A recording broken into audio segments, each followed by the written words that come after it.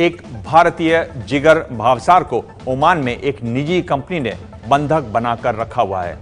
वो जिस कंपनी में काम कर रहे थे उसने उनसे गैर कानूनी काम करने के लिए कहा, जिस पर उन्होंने इस्तीफा दे दिया। अब कंपनी उनका पासपोर्ट और दूसरे कागजात वापस नहीं कर रही।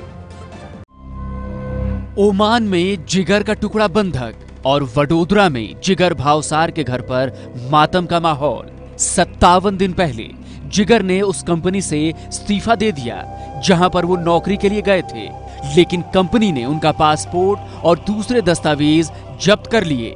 तो मेरा लड़का इंडियन एम्बेसी अपना वो मस्कत ओमान में है, वहाँ जाके आया। वहाँ इंडियन एम्बेसी ने बोला कि आप ऐसा तो कंप्लेन लिख दो। तो हमने कंप्लेन लिखा। कंप्लेन लिख के बाद उन्होंने एम्बेसी वाला ने अरबाब जो है उनका ओनर, उनके साथ बातचीत किया कुछ, लेकिन बातचीत में कुछ परिणाम आया नहीं। तो उन्होंने इंडियन एम्बेसी ने ऐसा बोला कि आप एपोलॉजी लेटर लिख दो।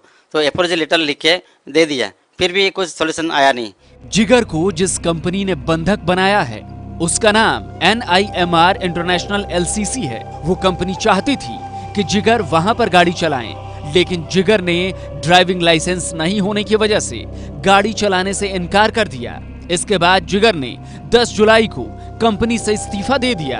अब कंपनी कह रही है कि जब तक कोई दूसरा आदमी नहीं मिल जाता तब तक पासपोर्ट वापस नहीं मिलेगा। कंपनी जिगर को सैलरी भी नहीं दे रही और दूसरे तरीकों से प्रताड़ित भी कर रही है।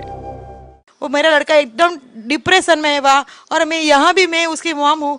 मेरा भी इतना खराब हाल है। मैं ऑलरेडी स्टर्लिंग में हॉस्पिटल में से अभी परसों एडमिट 1 वीक 3-4 दिन के लिए होके आई हूँ, और 1 वीक से और टोटली मेरा 1 मंथ से मेरी दवा भी चालू है।